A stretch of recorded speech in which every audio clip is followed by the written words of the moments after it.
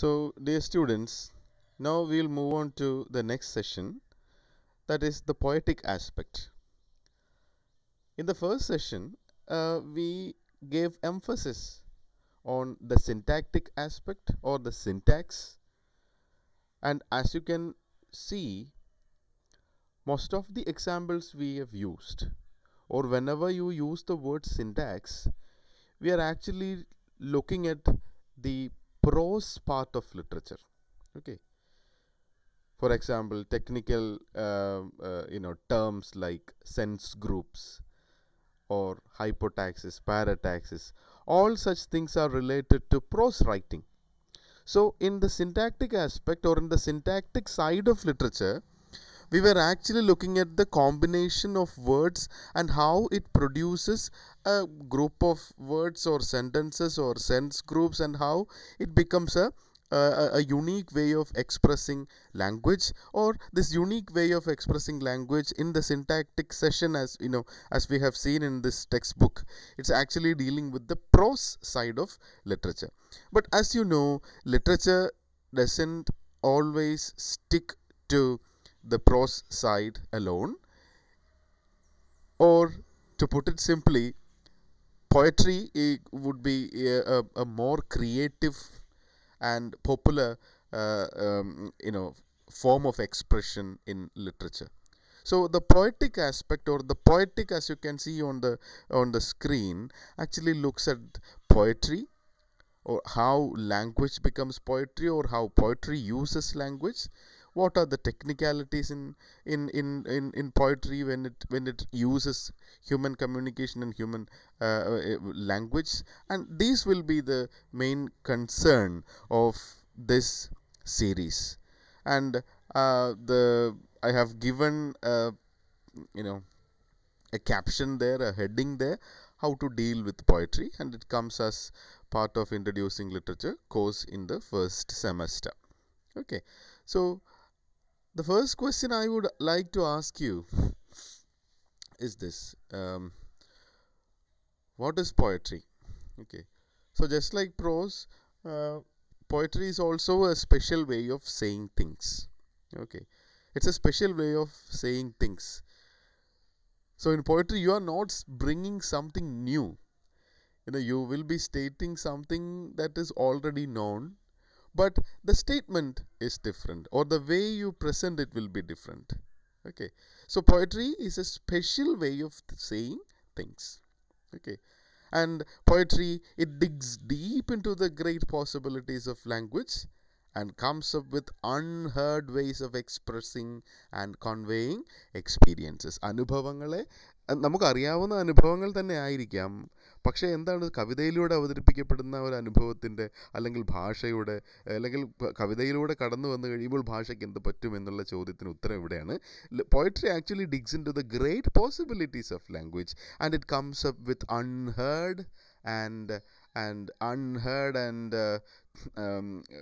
unheard possibilities of language. Okay, so it digs into the great possibilities of language and comes up with the unheard ways of expressing and conveying experiences. And now just think of your own definition of poetry. How would you define poetry? നമുക്ക് എങ്ങനെയാണ്, നമുക്ക് ഓരോരാൾക്കും കവിത എന്ന് പറയുമ്പോൾ എന്താണ്, ഏത് തരത്തിലാണ് നമുക്കതിനെ define ചെയ്യാൻ കഴിയുക? There are some people who doesn't care about poetry. ഞങ്ങൾക്ക് കവിതയൊന്നും ഇഷ്ടമല്ല, ഞങ്ങൾക്ക് പാട്ട് മാത്രമാണ് ഇഷ്ടം എന്ന് പറയുന്ന ആളുകളുണ്ടാവും. വലിയ എണ്ണം ആളുകൾ അതിലുണ്ടാവും. ബട്ട് നിങ്ങൾ പാട്ട് കേൾക്കുന്നു എന്ന് പറയുമ്പോഴും യഥാർത്ഥത്തിൽ അവിടെ കവിതയാണ് യഥാർത്ഥത്തിൽ ഉള്ളത് എന്നതാണ്. നമ്മൾ കേൾക്കുന്ന ഏറ്റവും പോപ്പുലർ ആയിട്ടുള്ള സിനിമാ സംഗീതം എന്ന് പറയുന്നതും യഥാർത്ഥത്തിൽ എഴുതപ്പെടുന്ന ഒരു കവിതയാണ്. And after that it is composed, or may be there are possibilities of the tone already established, and then lyrics come in accordance with the tone. അത്തരത്തിൽ സംഭവിക്കാറുണ്ട്. അല്ലെങ്കിൽ കഴിഞ്ഞിട്ടുള്ളൊരു കവിതയെ പിന്നീട് ട്യൂണുകൾ ചേർത്തുകൊണ്ട് കമ്പോസ് ചെയ്യുന്ന രീതികളുമുണ്ട്. എന്നിരുന്നാലും what I'm trying to tell you is that the popular version of poetry, that is cinema music, is also, or film songs are also, poetry in its crudest form. So poetry is a special way of communication, and it tells you to how to explore language in unheard ways. Okay. Now, in prose as well as in poetry, we use language or we use words. Okay, and words are the basic units in our communication, be it in ordinary communication, be it in the communication we see in literature. We use language, and these are the basic units, right? So, in a word can be used to denote and connote meaning. Okay, a word can be used to denote and connote meaning. So, denotation and connotation are the two main ideas we need to know. So, as you can see on the screen, my house is on fire. My house is on fire means വീട്ടിൽ തീ പിടിക്കുന്നു എന്നുള്ള അർത്ഥത്തിലാണ് പറയുന്നത്. വളരെ direct ആയിട്ടുള്ള ഒരു അർത്ഥമാണ് അതിനകത്ത്. Okay, so this is called denotation. You are denoting something. You are directly telling you something, or you are directly telling something.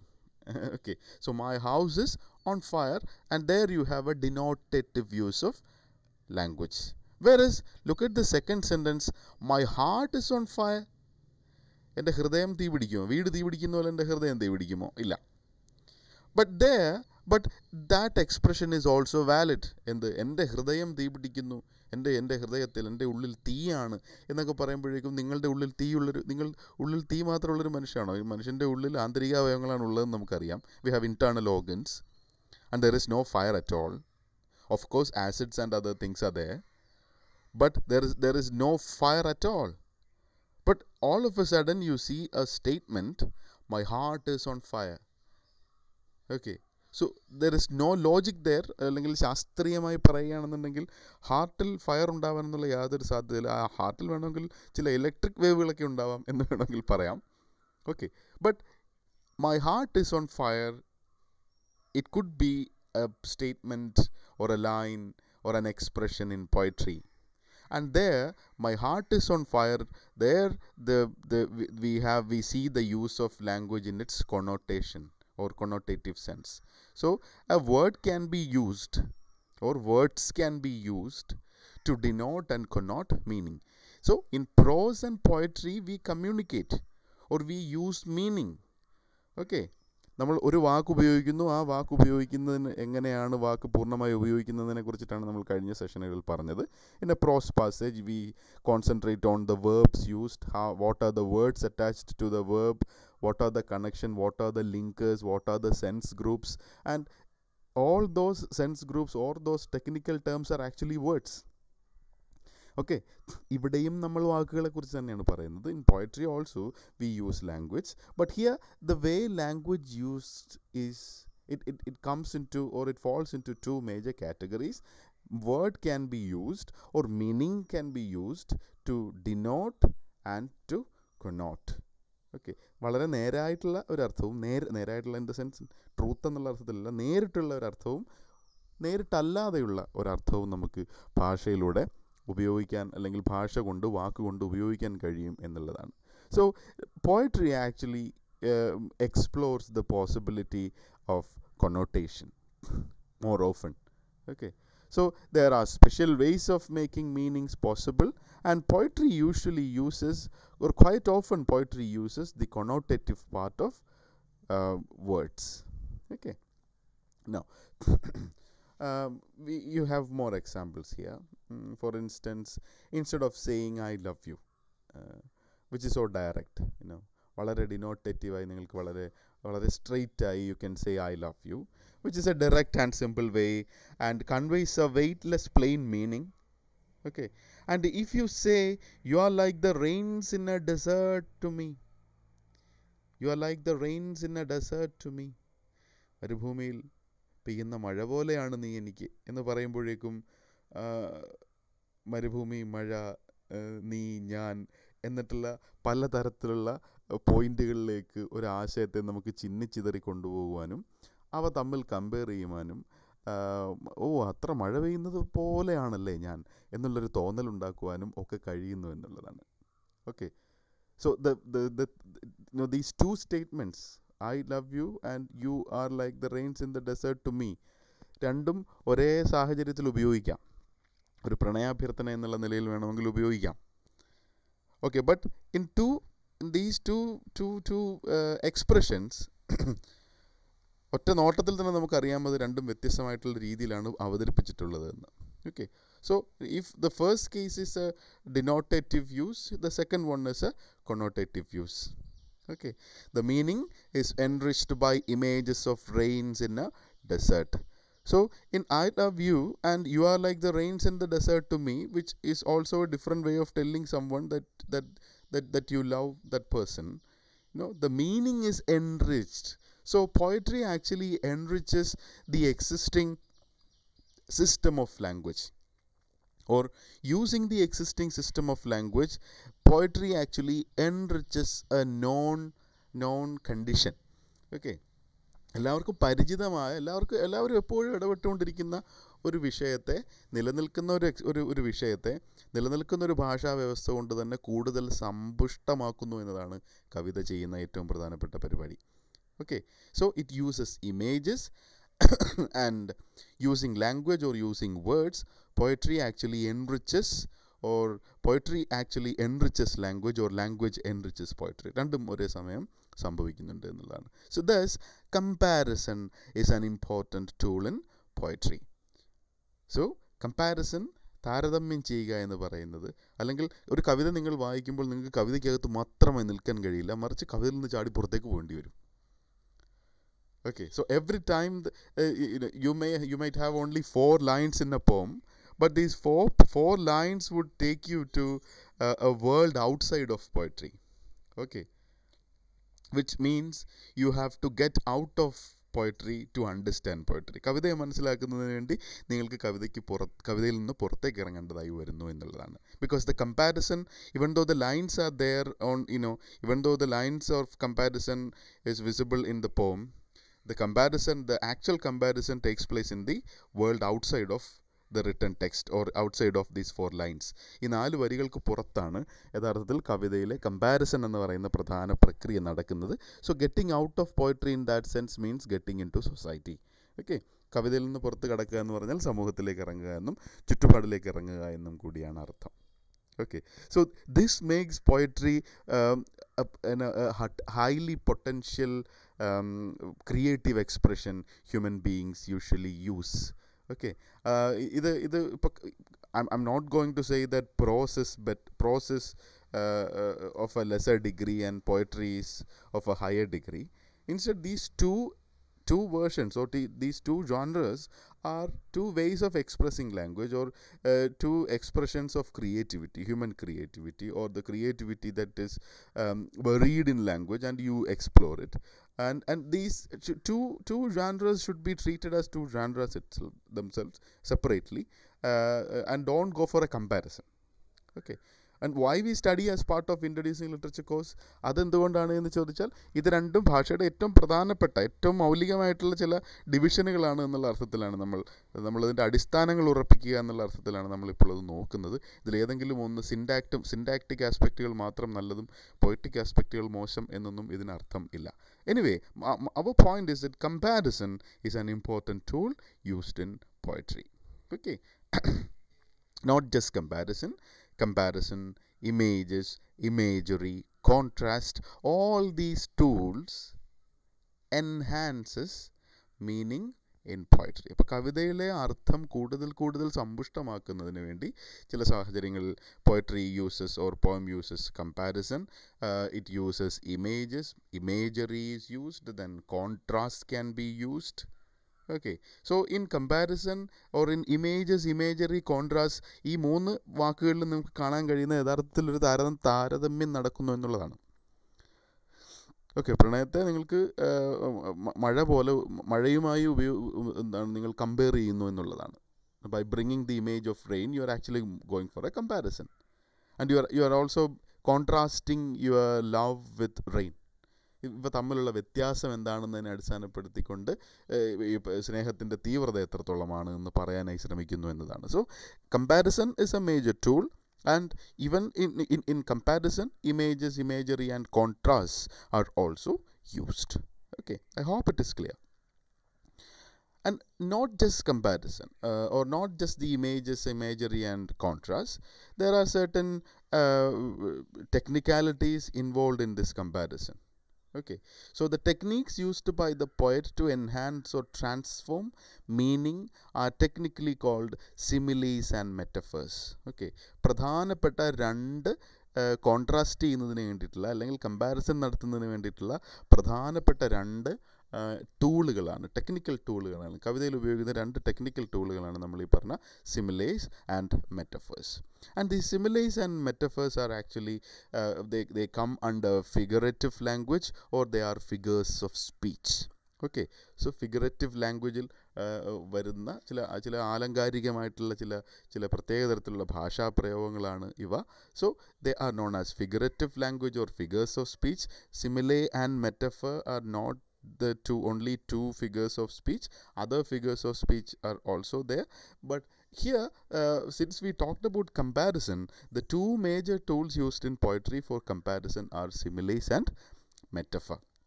And before moving to similes and metaphor, let us see what a figurative language is. So a figurative language, as you can see here, a figurative language is figurative language uses figures of speech to be more effective, persuasive and impactful. So figures of speech such as metaphors, simile, allusion go beyond the literal meaning. They go beyond the literal meaning of the words to give readers new insights. So what is the purpose? What is the purpose of a figurative language? ഒരു ആലങ്കാരിക ഭാഷയുടെ ഉപയോഗം എന്തെന്നാണ് പറഞ്ഞത് നോക്കൂ. A figure of speech or a figurative language such as metaphor, simile, allusion, etc. They go beyond the literal meaning of the words. നിങ്ങൾക്ക് സാധാരണഗതിയിൽ ഒരു വാക്കിൻ്റെ സാധാരണഗതിയിലുള്ള അർത്ഥത്തെ കവിഞ്ഞുള്ളൊരർത്ഥം നിങ്ങൾക്ക് തരികയും അതുപയോഗിച്ചുകൊണ്ട് കൂടുതൽ വായനക്കാരിൽ കൂടുതൽ ഉൾക്കാഴ്ച ഉണ്ടാക്കാനായി സഹായിക്കുകയും ചെയ്യുന്നു എന്നുള്ളതാണ്. Okay, they go beyond the literal meaning of words to give readers new insights. Okay, on the other hand, alliteration, imagery or onomatopoeia are figurative devices that appeal to the sense of the readers. So figures of speech in general, they appeal to the sense of the readers. നമ്മളെ വായനക്കാരൻ്റെ ആസ്വാദകനെ കൂടുതൽ സ്വാധീനിക്കുകയും അല്ലെങ്കിൽ ക്രിയാത്മകമായി സ്വാധീനിക്കുകയും ചെയ്യുന്നു എന്നുള്ളതാണ് figurative ലാംഗ്വേജിൻ്റെ പൊതുവിലുള്ള ഉപയോഗം എന്ന് പറയുന്നത്. And don't forget they go beyond the literal meaning. അതായത് ഒരു വാക്ക് നിങ്ങൾ കണ്ടാൽ, okay, for example in the sentence we saw here, ഇവിടെ നമ്മൾ കണ്ടല്ലോ, നോക്കൂ, wait a moment, here, so you are like the rains in the desert to me എന്ന് പറയുമ്പോൾ നിങ്ങൾ അവിടെയുള്ള മരുഭൂമിയിലുള്ള മഴ എന്നതിനപ്പുറം ഇത് മരുഭൂമിയിലുള്ള മഴ അല്ല മരുഭൂമിയിൽ പെയ്യുന്ന മഴ എന്ന് പറയുമ്പോൾ പോലും മരുഭൂമിയിൽ പെയ്യുന്ന മഴയ്ക്ക് അപ്പുറത്തുള്ള മറ്റെന്തോ ഒന്നിനെക്കുറിച്ച് സൂചിപ്പിക്കാനാണ് നിങ്ങൾ പെട്ടെന്ന് ഒരു പ്രണയത്തിൻ്റെ കോണ്ടെക്സ്റ്റിലേക്ക് മരുഭൂമിയെയും മഴയെയും ആശ്വാസത്തെയും ഒക്കെ കൊണ്ടുവരുന്നത്. Okay, so a figurative language, it has a function beyond the literal meaning of words. Figurative language എന്ന് പറഞ്ഞാൽ എന്താണ്? It's actually words. Okay, words, but these words have a meaning beyond its literal sense. Okay, so understatement or emphasis, relationship, resemblance, figure of sound, error, verbal games, all these things come under the expression figurative language എന്ന് പറയുന്നതിനകത്ത്. Okay, and types of figurative language. The term figurative language covers a wide range of literary devices and techniques, a few of which include simile, metaphor, personification, onomatopoeia, oxymoron, hyperbole, allusion, idiom, imagery, symbolism, alliteration, assonance, consonance, metonymy, synecdoche, irony, sarcasm, then litotes, pun, anaphora, then tautology, understatement, etc. So figurative language എന്നതുകൊണ്ട് ഈ പറഞ്ഞ സാധനങ്ങൾ കൂടി ഉദ്ദേശിക്കുന്നുണ്ട്. I know most of these words are, or most of these technical terms are quite new. So I request all of you to visit this page, and I have already included the link, web link to this page in the notes that is uploaded in the course page. Okay, and don't forget you can use this page for reference. It's easily available. Okay, so figure of speech or figures of speech include simile, metaphor. We talked about simile and metaphor. Okay, but they are not the only figures of speech. Plenty of other figures of speech are also there. അതിനെ കുറിച്ചിട്ടാണ് ഈ പറഞ്ഞിട്ടുള്ളത് ഇവിടെ. So if you click on this, you will be taken to a comfortable page where it's explained. Okay, so that is the comfort of a web page, so you can make use of it. For example, now short examples of figurative language. His friend is as black as coal. He has learned gymnastics and is as agile as a monkey. When attacked in his home, he will fight like a caged tiger. Can you dance like a monkey? Even when he was told everything, he was acting like a donkey. അവനോട് എല്ലാം പറഞ്ഞിട്ടും അവനൊരു കഴുതയെ പോലെയാണ് പെരുമാറിയത് എന്നാണ് പറഞ്ഞത്. അവനും കഴുതയും തമ്മിൽ there is no connection at all. But figuratively they are connected. എങ്ങനെയാണ് figuratively ഇവ തമ്മിൽ കണക്ട് ചെയ്തിട്ടുള്ളത് നോക്കൂ. I told him everything, but he was acting like a monkey.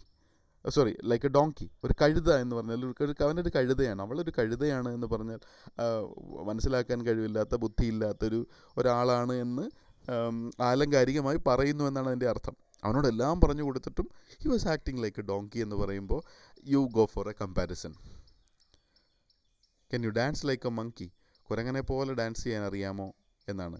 കുരങ്ങ് ഡാൻസ് കളിക്കാറുണ്ടോ എന്നുള്ളത് ചോദ്യം. അല്ലെങ്കിൽ മനുഷ്യൻ നൃത്തം വയ്ക്കുന്നത് പോലെ കുരങ്ങൻ നൃത്തം വയ്ക്കുന്നതിനെ കുരങ്ങൻ ഡാൻസ് എന്ന് വിളിക്കുന്നുണ്ടോ എന്നുള്ളത് പ്രധാനപ്പെട്ട ചോദ്യമാണ്. പക്ഷേ നമ്മളാണ് ഇതെല്ലാം കമ്പയർ ചെയ്യുന്നത്. And this is how A figurative language works. Okay, examples for metaphor. So here we saw examples for simile. ഉപമിക്കലാണ് നമ്മളിവിടെ നടന്നത്. ഉപമിക്കലിനകത്ത് ഒരു കമ്പാരിസൻ്റെ എലമെൻറ്റ് ഉണ്ട് എന്നുള്ള കാര്യമാണ് മറന്നു പോകരുതാത്തത്. And metaphor is also a different way of comparison. My friend is a Shakespeare when in English classes. Okay, there also you have this comparison. My friend is a Shakespeare when in English classes. So when it comes to English language he is an expert എന്ന് പറയുന്നതിനാണിത്. Okay, and he was a roaring lion in anger, though now he is silent. Okay, ഒരു സിംഹത്തെ പോലെ ഗർജിച്ചിരുന്നു, which means he was really courageous and he was stern and strong. ഇപ്പോൾ അവൻ മിണ്ടാതിരിക്കുന്നുവെങ്കിൽ ആളൊരു പുലിയാണെന്നൊക്കെ പറയില്ല, അതാണ്. Okay, so they seem like jackals when running in fear. പേടിച്ചോടുമ്പോൾ ജക്കാൾസിനെ പോലെയാണ് അവർ. And kisses are roses in the spring. This world is a sea of anonymous faces. Okay, so all these are examples for metaphors. Images. See, examples for images are also given. The house stood half demolished and abandoned. He left with his haunted and spellbound face. He did not like the odorless and colorless shape of water. The odorless, colorless shape of water. ഒരു രൂപമില്ലാത്ത ജലത്തെ എന്ന് പറയുന്നതൊരു ഇമേജാണ്. യഥാർത്ഥത്തിൽ അവിടെ പറയാൻ ഉദ്ദേശിക്കുന്നത് രൂപമില്ലാത്ത അല്ലെങ്കിൽ ഒരു ഇമേജ് സാധ്യമാകാത്ത വെള്ളത്തെക്കുറിച്ചിട്ടാണെങ്കിലും ആ പറയുന്നത് ഒരു ഇമേജറിയായി മാറുന്നു എന്നുള്ളതാണ്. And examples for all these examples for all these figures of speech are available here.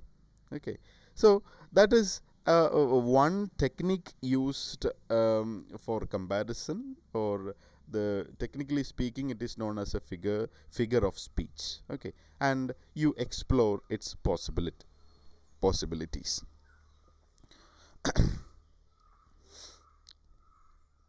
Now, what is a figure of speech? A figure of speech is a word or a phrase that is used in a non-literal way to create an effect. നമ്മൾ നേരത്തെ പറഞ്ഞു it goes beyond the normal use of language എന്ന് പറഞ്ഞു. Okay, so a figure of speech is a word or a phrase that is used in a non-literal way to create an effect. ഒരു പ്രത്യേക തരത്തിലുള്ള effect ഉണ്ടാക്കിയെടുക്കുക എന്നുള്ളതാണ് യഥാർത്ഥത്തിൽ ഒരു figurative ഭാഷയുടെ, ഒരു ആലങ്കാരിക ഭാഷയുടെ ഏറ്റവും പ്രധാനപ്പെട്ട ഉപയോഗം. And poetry uses figurative language or figures of speech extensively. This effect may be rhetorical, as in the deliberate arrangement of words to achieve something poetic, or imagery, as in the use of language to suggest a visual picture or make an idea more vivid. So it can be used as in rhetoric. അതായത് നമ്മളുടെ വർത്തമാനത്തിൽ ഒരു പക്ഷേ figure of speech നമുക്ക് ഉപയോഗിക്കാം, കവിതയ്ക്കകത്തും ഉപയോഗിക്കാം. Okay, overall, figure of speech functions as a literary device because of their expressive use of language. Okay, they are not simply communicating, they are not directly telling you something. Instead, it twists the existing notion of language, at least in the context of what is being told. അതൊരു കവിതയാണെങ്കിൽ അങ്ങനെ, ഒരു പ്രസംഗമാണെങ്കിൽ അങ്ങനെ, ആ സാഹചര്യത്തിൽ ഒരു പ്രസംഗത്തിൻ്റെ സാഹചര്യത്തിൽ, ഒരു കവിതയുടെ സാഹചര്യത്തിൽ, കോണ്ടെക്സ്റ്റിൽ വരുന്ന ഒരു പ്രത്യേക വാക്കിന് ആ സാധാരണഗതിയിലുള്ള ഒരു ലിറ്ററൽ സെൻസിന് അപ്പുറത്തുള്ള ഒരു സാധ്യതയുണ്ട് എന്നും ആ സാധ്യതകൾ ഉപയോഗിച്ചുകൊണ്ടാണ് യഥാർത്ഥത്തിൽ കവിത മുന്നോട്ട് പോകുന്നത് എന്നുമാണ് നമ്മൾ ഫിഗർ ഓഫ് സ്പീച്ച് എന്നുള്ള ഡിസ്കഷൻ കൊണ്ട് ഉദ്ദേശിച്ചത്. Okay, a simile is a figure of speech. Now, we talked about two techniques used in comparison. One is simile and the other one is metaphor. And these two things come under figurative language and figure of speech. അതാണ് നമ്മൾ ഇത്ര നേരം പറഞ്ഞത്. A simile is a figure of speech in which two essentially dissimilar objects or concepts are expressly compared with one another through the use of like and as. Okay, I told you before, simile and metaphor are used for comparison. So what makes a comparison using simile unique is that in a simile you will use words like and as for comparison. Let us see some examples here. നമ്മളിവിടെ already നമ്മൾ കണ്ടിരുന്നു. ഇവിടെ what is A simile എന്നുള്ള സ്ഥലത്ത് നമ്മൾ കണ്ടിരുന്നു. See, these are some of the common very strong as an ox, okay, sparkle like diamonds,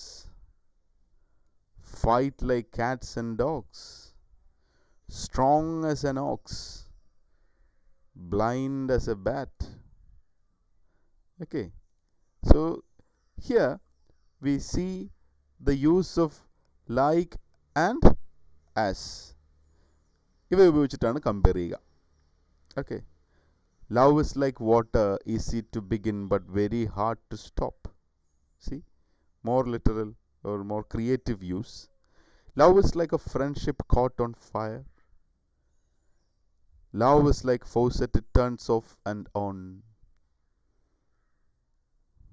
Okay, and love is like a beautiful flower which I may not touch, but whose fragrance makes the garden a place of delight just the same. Love is like measles. The older you get it, the worse the attack. Okay. Then plenty of examples are given here. അപ്പോൾ ഈ സ്ഥലങ്ങളിൽ എന്താ സംഭവിക്കുന്നു? Love is a song that never ends, one simple theme repeating like a voice of a heavenly choir. Love is sweet, music flows on.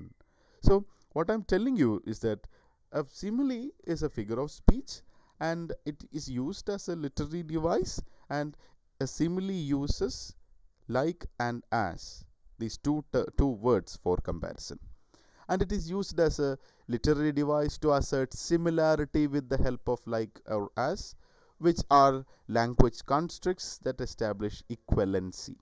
Okay, then this and what is a proper simile? A proper simile explicit comparison between two things that are different enough from each other such that their comparability appears unlikely. Okay, what is a proper simile എന്ന് ചോദിച്ചാൽ അതാണ്. ഒരിക്കലും compare ചെയ്യാൻ ഒരു തരത്തിൽ സാധ്യതയില്ലാത്ത തീർത്തും വ്യത്യസ്തമായ രണ്ട് സംഗതികളെ തമ്മിലാണ് നിങ്ങൾ കമ്പയർ ചെയ്യുന്നതെങ്കിൽ അതിനെ നമ്മളൊരു പ്രോപ്പർ സിമിലെ എന്ന് വിളിക്കുന്നു. And simile is A common technique used in poetry, okay, or as a poetic device. And a metaphor is a figure of speech that makes a comparison between two unlike things. If there is a comparison between two unlike things, okay, as a literary device, metaphor creates impacts or implicit comparisons without the express use of like and as. In simile, like and as എന്നീ വാക്കുകൾ ഉപയോഗിച്ചുകൊണ്ടാണ് comparison നടക്കുന്നത് എങ്കിൽ മെറ്റഫറിൽ വരുമ്പോഴേക്കും ഈ like and as തുടങ്ങിയിട്ടുള്ള വാക്കുകളുടെ ഉപയോഗം ഉണ്ടാവില്ല. Metaphor is a means of asserting that two things are identical in comparison rather than just similar. Okay, so this is the difference between metaphor and simile. In a metaphor, you are actually asserting that two things are identical, whereas in a simile, you are going for a comparison. മെറ്റഫറിൽ നിങ്ങൾ എന്ത് ചെയ്യുന്നു, ഈ രണ്ട് സംഗതികൾ ഒന്നാണെന്ന് നിങ്ങൾ സ്ഥാപിക്കുകയാണ് ചെയ്യുന്നത്. So this is useful in literature for using specific images or concepts to state abstract truth. So what is the use of a metaphor? Let us see what is the purpose of a metaphor, and let us see some examples. Laughter is the best medicine. Okay, well, laughter is like the best medicine നമ്മൾ പറയുന്നില്ല. And here also we have a comparison, but like and as are not used. Instead, something is asserted. എന്ത് ചിരിയാണ് ഏറ്റവും നല്ല മരുന്ന് എന്ന് പറയുകയാണ് ചെയ്യുന്നത്. Okay, then she is just a late bloomer. Is there a black sheep in your family?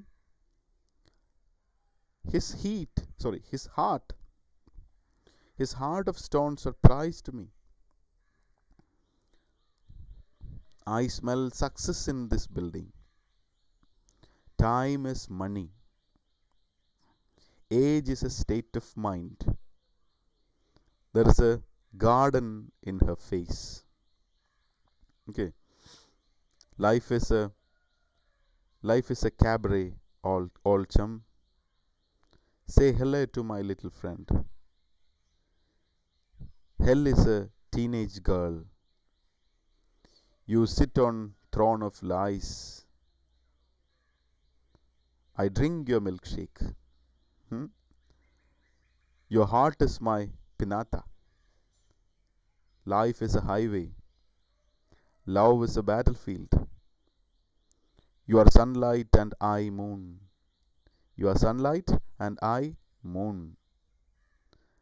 Time is a drug. Too much of it kills you. So this is another way of comparison, or another way to compare things, and here you won't use the words like and as we saw in simile. Okay, so metaphor is a means of asserting that two things are identical in comparison rather than just similar. Okay, so similarly we see the use of personification, which is also a figure of speech, and the discussion will continue in our next session. Thank you.